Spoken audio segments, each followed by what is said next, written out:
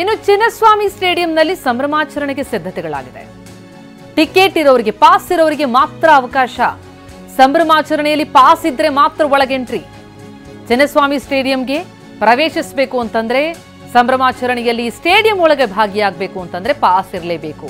Pass ಇದ್ದವರಿಗೆ ಮಾತ್ರ ಅವಕಾಶವನ್ನು ಕೊಡಲಾಗ್ತಾ ಇದೆ. Limited seat. ಆರ್ಸಿಬಿ ವಿಜಯೋತ್ಸವ, ವಿನ್ನಿಂಗ್ ಪರೇಡ್ ಸಾಗುತ್ತೆ. ವಿಧಾನಸೌಧ ಟು ಚಿನ್ನಸ್ವಾಮಿ ಸ್ಟೇಡಿಯಂ, ನಂತರ ಚಿನ್ನಸ್ವಾಮಿ ಸ್ಟೇಡಿಯಂ ನಡೆಯಲಿರುವಂತಹ ಸಂಭ್ರಮಾಚರಣೆಯಲ್ಲಿ ಚಿನ್ನಸ್ವಾಮಿ ಸ್ಟೇಡಿಯಂ ಒಳಗಡೆ ಪಾಸ್ ಇದ್ರೆ ಮಾತ್ರ ಎಂಟ್ರಿಗೆ ಅವಕಾಶ.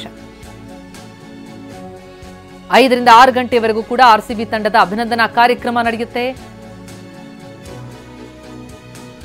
ವಿಧಾನಸೌಧದಿಂದ ಈ ವಿನ್ನಿಂಗ್ ಪರೇಡ್ ಸಾಗುತ್ತೆ ಚಿನ್ನಸ್ವಾಮಿ ಸ್ಟೇಡಿಯಂಗೆ. ನಂತರ ಚಿನ್ನಸ್ವಾಮಿ ಸ್ಟೇಡಿಯಂನಲ್ಲಿ ಭರ್ಜರಿ ಸೆಲೆಬ್ರೇಷನ್. ಆ ಸೆಲೆಬ್ರೇಷನ್ಗೆ ಎಲ್ಲ ಸಿದ್ಧತೆಗಳಾಗಿದೆ. ಜೊತೆಗೆ ಸ್ಟೇಡಿಯಂ ಒಳಗಡೆ ಈ ಸಂಭ್ರಮಾಚರಣೆಯಲ್ಲಿ ಭಾಗಿಯಾಗಬೇಕು ಅಂತಂದ್ರೆ ನೆನಪಿರಲಿ, ನಿಮ್ಮ ಬಳಿ ಪಾಸ್ ಇರಲೇಬೇಕು. ಯಾಕಂದ್ರೆ ಪಾಸ್ ಇದ್ರೆ ಮಾತ್ರ ಒಳಗೆ ಎಂಟ್ರಿ. Limited seats.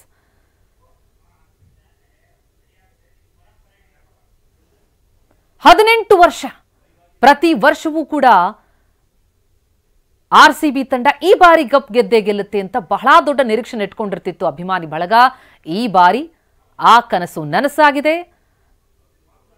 ಆರ್ಸಿಬಿ ಕೊನೆಗೂ ಕಪ್ ಗೆದ್ದು ಬೀಗಿದೆ. 4 ಬಾರಿ ಫೈನಲ್ಗೇರಿದ್ದಂತಹ ಆರ್ಸಿಬಿ ತಂಡ 4ನೇ ಬಾರಿ 18ನೇ ಆವೃತ್ತಿಯಲ್ಲಿ ಗೆದ್ದು ಬೀಗಿರೋದ್ರಿಂದ ವಿಧಾನಸೌಧದ ಬಳಿ ಕೂಡ ವೆಲ್ಕಮ್ಗೆ ಸಿದ್ಧತೆಯಾಗಿದೆ.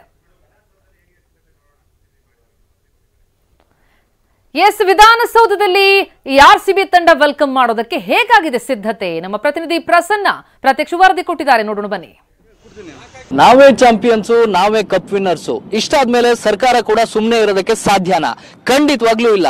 ಇಡೀ ಕರ್ನಾಟಕದ ಸಂಭ್ರಮಾಚರಣೆಯಲ್ಲಿ ಇವತ್ತು ಸರ್ಕಾರ ಕೂಡ ಭಾಗಿಯಾಗ್ತಾ ಇದೆ. ಇವತ್ತು ಕಪ್ ಗೆದ್ದಿರುವಂತಹ ಆರ್ಸಿಬಿ ತಂಡ ವಿಧಾನಸೌಧಕ್ಕೆ ಬರ್ತಾ ಇದೆ. ವಿಧಾನಸೌಧದಲ್ಲಿ ಈಗಾಗಲೇ ಸಿದ್ಧತೆಗಳು ಆರಂಭ ಆಗಿರುವಂತದ್ದು ನಾವೀಗ ಗಮನಿಸ್ತಾ ಇದ್ದೀವಿ. ಆರ್ಸಿಬಿ ತಂಡದ ವತಿಯಿಂದ ಪ್ರತಿಯೊಂದು ಸಿದ್ಧತೆಗಳನ್ನು ಕೂಡ ಈಗಾಗಲೇ ಪ್ರಾರಂಭ ಮಾಡಲಾಗಿದೆ. ಇವತ್ತು ಅಹಮದಾಬಾದಿಂದ ಹೊರಟಿರುವಂತಹ ಆರ್ಸಿಬಿ ತಂಡ ನೇರವಾಗಿ HL ಏರ್ಪೋರ್ಟ್ಗೆ ಬರುತ್ತೆ. ಅದಾದ ಬಳಿಕ ತಾಜ್ ವೆಸ್ಟ್ ಎಂಡ್ ಹೋಟೆಲ್ಗೆ ಹೋಗಿ ಸ್ವಲ್ಪ ಮಟ್ಟಿಗೆ ವಿಶ್ರಾಂತಿಯನ್ನು ತೆಗೆದುಕೊಳ್ತಾರೆ. ಅದಾದ ಬಳಿಕ 4 ಗಂಟೆಗೆ ಸರಿಯಾಗಿ ವಿಧಾನಸೌಧಕ್ಕೆ ಇಡೀ ತಂಡ ಸುಮಾರು 28ಕ್ಕೂ ಹೆಚ್ಚು ಟೀಮ್ ಮೆಂಬರ್ಸ್ ವಿಧಾನಸೌಧಕ್ಕೆ ಬರ್ತಾರೆ. ವಿಧಾನಸೌಧದಲ್ಲಿ ಮುಖ್ಯಮಂತ್ರಿಗಳನ್ನ ಭೇಟಿ ಮಾಡ್ತಾರೆ. ಭೇಟಿ ಮಾಡಿದ ನಂತರ ಇದೀಗ ವಿಧಾನಸೌಧದ ಗ್ರ್ಯಾಂಡ್ ಸ್ಟೆಪ್ ಬಳಿ ಇಲ್ಲಿಂದ ವಿಕ್ಟರಿ ಪರೇಡ್ ಹೊರಡುತ್ತೆ. ಈ ವಿಧಾನಸೌಧದಿಂದ ಹೊರಡುವಂತಹ ಈ ಒಂದು ವಿಕ್ಟರಿ ಪರೇಡ್ ನ ಸಿದ್ಧತೆ ಈಗಾಗಲೇ ಪ್ರಾರಂಭವಾಗಿದೆ. ವಿಧಾನಸೌಧದಲ್ಲಿ ಸಾಕಷ್ಟು ಮಂದಿ, ಲಕ್ಷಾಂತರ ಮಂದಿ ನೆರೆಯುವಂತಹ ಸಾಧ್ಯತೆ ಹಿನ್ನೆಲೆಯಲ್ಲಿ ಇದೀಗ ಭದ್ರತೆಯನ್ನ ಎಲ್ಲ ಮುಖ್ಯಸ್ಥರು ಕೂಡ ನೋಡ್ಕೊಳ್ತಾ ಇದ್ದಾರೆ. ಇಲ್ಲೊಂದು ಸ್ಟೇಜ್ ಅನ್ನ ಮಾಡಲಾಗುತ್ತೆ. ಸ್ಟೇಜ್ ನಲ್ಲಿ 25ಕ್ಕೂ ಹೆಚ್ಚು ತಂಡದ ಮೆಂಬರ್ಸ್ ಗಳು ಭಾಗಿಯಾಗ್ತಾರೆ. ಜೊತೆಗೆ ರಾಜ್ಯಪಾಲರು ಕೂಡ ಭಾಗಿಯಾಗುವಂತಹ ಸಾಧ್ಯತೆ ಇದೆ.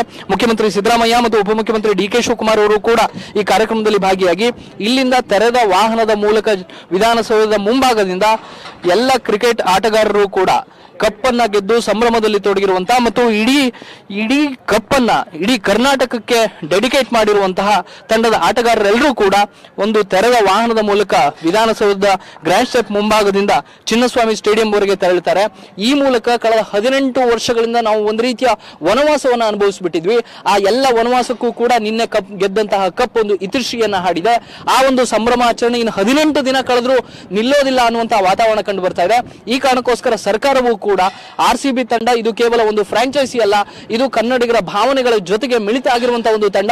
ಹೀಗಾಗಿ ಸರ್ಕಾರವೂ ಕೂಡ ಈ ಒಂದು ಸಂಭ್ರಮಾಚರಣೆಯಲ್ಲಿ ಭಾಗಿಯಾಗಬೇಕು ಅನ್ನುವಂತ ಕಾರಣಕ್ಕೋಸ್ಕರ ವಿಧಾನಸೌಧದ ಮುಂಭಾಗದಲ್ಲಿ ಸಿದ್ಧತೆಗಳು ಪ್ರಾರಂಭಗೊಂಡಿದ್ದಾವೆ. Camera person